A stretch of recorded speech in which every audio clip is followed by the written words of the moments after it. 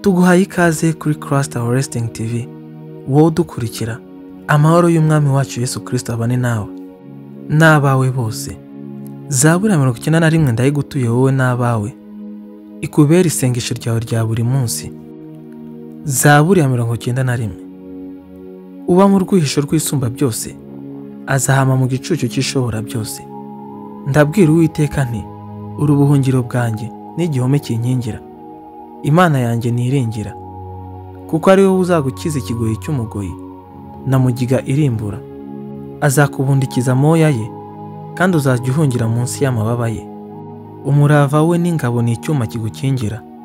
Igiteye ubwoba cya nijoro ntikizagutinyisha, cyangwa umwambi ugenda ku manywa, cyangwa mugiga igendera mu mwijima, cyangwa kurimbura gutsemba ku manywa y'ihangu. Abantu 1000 bazagwa iruhande rwawe, abantu inzovu bazagwa iburyo bwawe, ariko ntibizakugeraho. Uzabirebesha amaso yawe gusa, ubone ibihembo by'abanyabyaha, kuko ari wowe buhungiro bwanjye Uwiteka. Wagize isumba byose ubuturo, nuko nta kibi kizakuzaho, kandi nta cyago kizegera ihema ryawe. Kuko azagutegekera abamarayika be ngo bakurindire mu nzira zawe zose. Bazakuramira mu maboko yabo ngo udakubita ikirenge ku ibuye. Uzakandagira intare n'impuma, uzaribata umugunzu w'intare n'ikiyoka.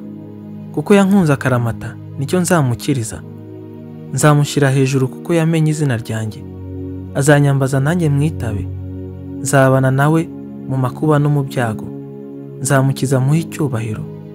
Nzamuhaza uburame, kandi nzamwereka agakiza kanjye. Kandi abanzi bawe nibaguhagurukira, uzabatsindishira isengesho. Yesaya 54:17 haravuga ngo, ariko nta ntwaro bacuriye kukurwanya izagira ikigutwara, kandi ururimi rwose ruzahagurukira kukuburanya uzarutsinda. Ibyo ni byo murage w'abagaragu b'Uwiteka, kandi uko niko gukiranuka kwabo guturuka aho ndi, niko Uwiteka avuga. Mukomeze kunokirwa n'ijambo ry'Imana, kandi mwishimire Uwiteka.